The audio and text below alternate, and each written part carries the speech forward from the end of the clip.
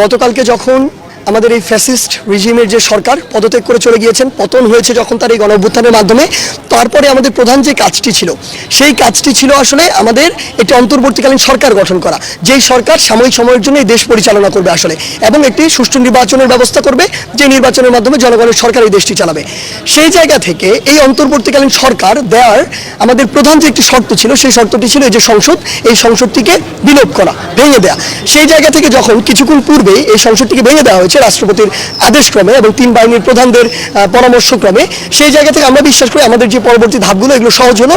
আপনারা দেখবেন অল্প কিছুক্ষণের মধ্যে আসলে আমাদের যে অন্তর্বর্তীকালীন সরকার যে পূর্ণাঙ্গ প্যানেল সেটি প্রকাশ পাবে। আপনারা ইতিমধ্যেই জানেন যে আমাদের এই প্যানেলের প্রধান উপদেষ্টা হিসেবে থাকবেন প্রফেসর ডক্টর মোহাম্মদ ইউনূস, যিনি শুধু এই বাংলাদেশে নন, পুরো বিশ্বে এমন একটি ফেস যার গ্রহণযোগ্যতা প্রশ্নাতীত।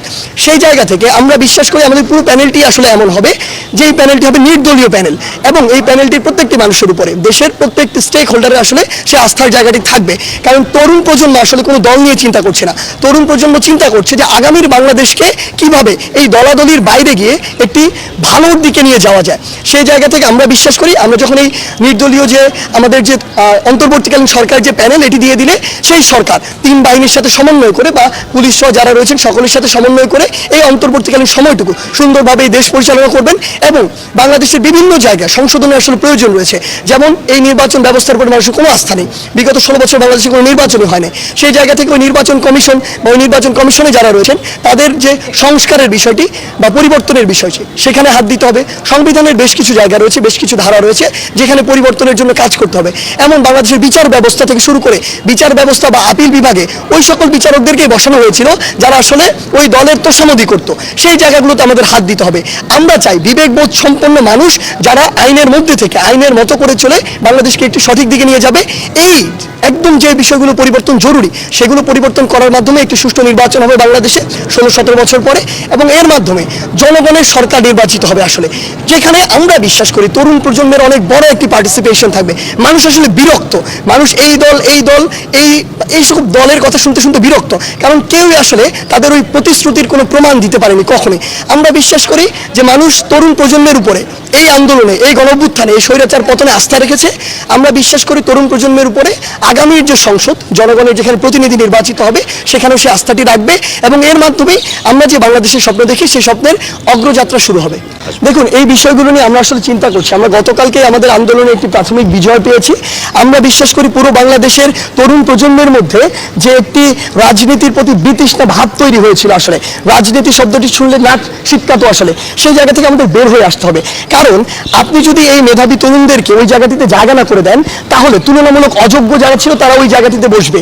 আলটিমেটলি ওই সংসদ থেকে তো আমার আপনার ভাগ্য, পলিসি সবকিছু নির্ধারিত হয়। সো আপনি যদি ওই জায়গায় সবচেয়ে যোগ্য মানুষগুলোকে না বসাতে পারেন, তাহলে সবচেয়ে বড় সমস্যাটি যেটি হবে, এদিকে আপনি যত যোগ্য মানুষগুলো বসান, ডিসিশন যেহেতু ওই জায়গা থেকে আসে, এই মানুষগুলো ডিসিশন মেনে নিতে বাধ্য আসলে।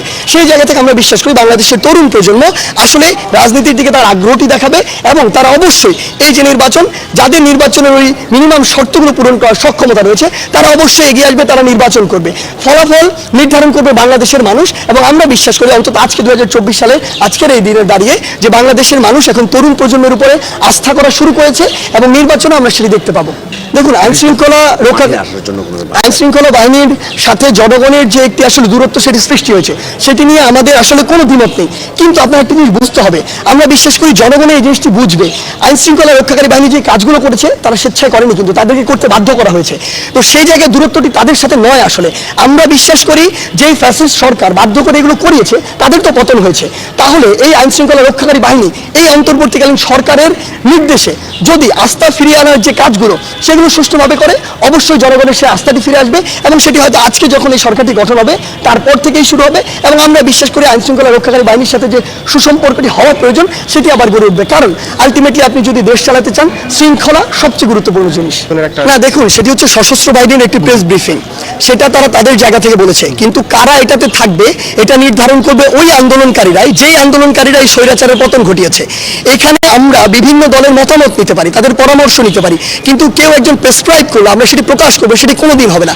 বাংলাদেশের মানুষও সেটি কোনোদিন চায় না, মেনেও নিবে না। বাংলাদেশের জনগণ যা চায় তরুণ প্রজন্ম সেদিকেই যাবে, এবং তাদের চিন্তাকে মাথায় রেখে আসলে আমরা এতদিন আমাদের কাজগুলো করেছি বলেই আমাদের একটি প্রাথমিক বিজয় হয়েছে। সেই জায়গা থেকে পরবর্তী বিষয়গুলো আমরা তাদের ওই চিন্তা বা পরামর্শকে প্রায়োরিটি দিয়ে জনগণকে সামনে রেখে নির্ধারণ করব। দেখুন, আসলে ব্যাপারটা হচ্ছে এখানে একটা অন্তর্বর্তীকালীন সরকার হবে, এরপর একটি নির্বাচিত সরকার হবে। ওই নির্বাচিত সরকারের প্রতি আমাদের তরুণ প্রজন্মের কিছু পরামর্শ আছে। আমরা এখন এটা বলে দিতে পারি না আমরা এটা করব, এটা নির্ভর করবে জনগণ কাদেরকেও নির্বাচিত সরকারে রাখছে।